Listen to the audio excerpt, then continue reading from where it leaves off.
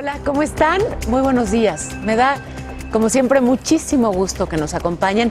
Hoy para hablar pues, de esto que lamentablemente se ha convertido casi en una información cotidiana, los linchamientos. Al menos un intento al día en algún estado del país. Es quizá el ejemplo más cercano a la expresión de hacerse justicia por su propia mano. Pero en algunos casos, solo se trató de un rumor propagado que terminó en tragedia, porque simplemente los inculpados no lo eran. De acuerdo con la Comisión Nacional de los Derechos Humanos de México, durante este año 25 personas fueron linchadas y otros 40 intentos fueron frustrados, aunque las víctimas presentaron distintos grados de lesiones.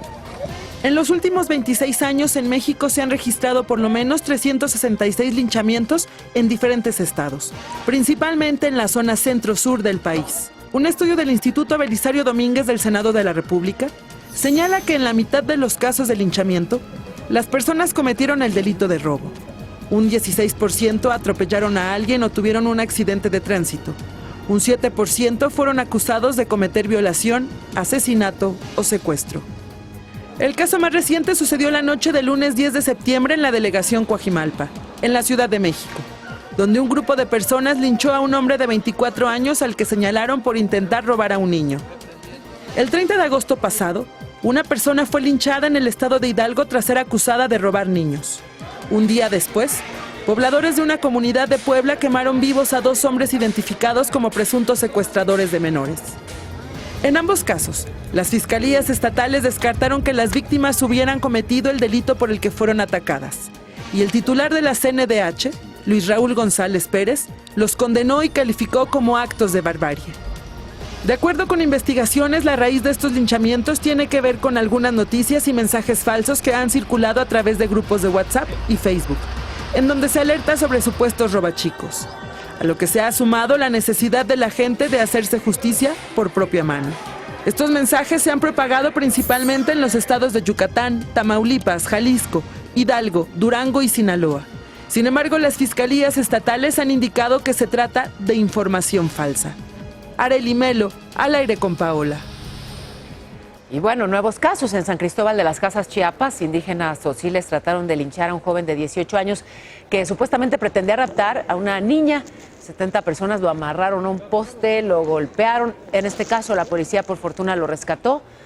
En Otumba, Estado de México, retuvieron a 2 hombres. Los amenazaron también con un linchamiento porque habían dicho que iban a secuestrar a 4 personas. Eran agentes de investigación que estaban en labores de campo y fueron rescatados por las autoridades. Y bueno, si alguien ha estudiado este tema ya desde hace tiempo y con ese profesionalismo que la caracteriza, es la doctora Feggy Ostrowski, que dirige el Laboratorio de Neuropsicología y Psicofisiología de la UNAM. Feggy, bienvenida siempre. Muchas gracias. Doctora, tienes estudios muy interesantes con respecto al miedo, a cómo huele el miedo y se contagia, algo que, bueno, pues es justamente el ingrediente crucial en eventos como este. Sí, mira, yo traje unas gráficas para que vean, en el laboratorio, en animales de laboratorio, se puede generar, les das un toque eléctrico a una rata y otra está nada más oliendo el miedo y viendo cómo responde a la que le recibe el shock eléctrico, ahí las podemos ver. Sí. Y entonces luego se mide el estrés que tienen esas ratas. Y lo que se ve en la gráfica, y esta es una investigación que hicieron investigadores de México, lo que se ve es que las ratas que fueron el estrés en las ratas se observa porque rascan en el piso todo el tiempo. Y entonces se observa que las que tienen más, que rascan más, son las ratas que olieron el miedo, no las que lo sufrieron el castigo. También traje, entonces, eso es para entender qué nos está pasando.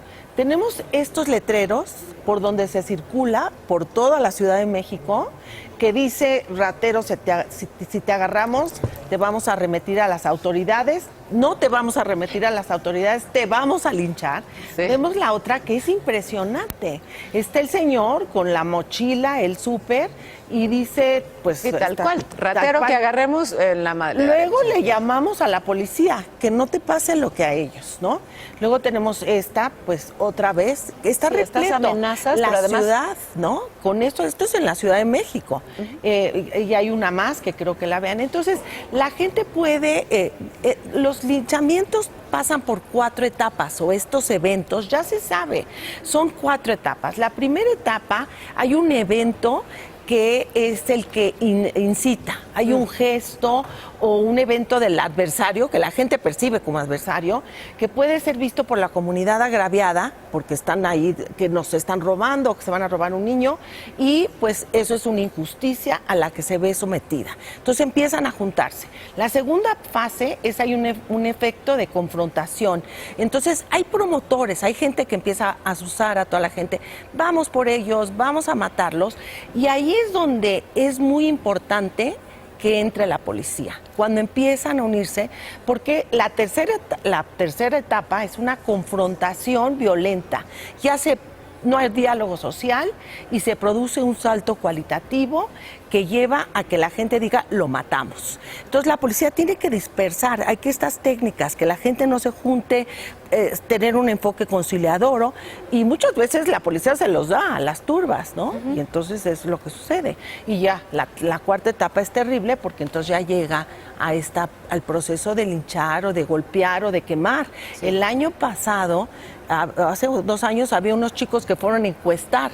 Y dijeron, claro, ¿quiénes son ustedes? Y somos encuestadores, y gritaron, aquí están los secuestradores, y los quemaron. Sí, claro, una confusión, pero está además también el papel que juegan las redes sociales, que bueno, pues pueden difundir eso, el miedo, y oye, cuando sientes que hay una amenaza, por ejemplo, en contra de tus hijos, ¿por qué? Porque están difundiendo que hay por ahí secuestradores de niños, pues reaccionas. A ver, me decías algo bien interesante antes de entrar al aire, Fegui, que no nos comportamos igual como, digamos, en individual, que ya sumados a esta masa enardecida. El por qué la gente, tú dices, ves a la gente que convives con ellos, que son pacíficos, y esos son los más asusados y los que queman. Y entonces el por qué la gente no es que pierda su identidad, sino la gente se suma a la identidad del grupo.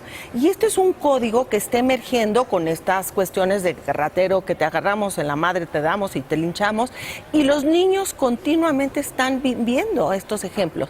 La agresión es inherente al ser humano, pero la violencia se aprende. Y entonces la gente se tiene que dar cuenta, hay que ir y hablar con los padres, que lo que estamos produciendo es gente muy violenta y muy asustada. Y eso es muy grave. Pues sí, vaya que preocupan los niveles de violencia que estamos alcanzando. Qué interesante siempre escucharte, qué interesante de verdad, Fegui. Gracias. Si hay justamente esas etapas, pues hay la posibilidad de detectar, pensemos, a tiempo. Exacto. Para evitar que un linchamiento se concrete. Gracias siempre, Fegui Ostrowski.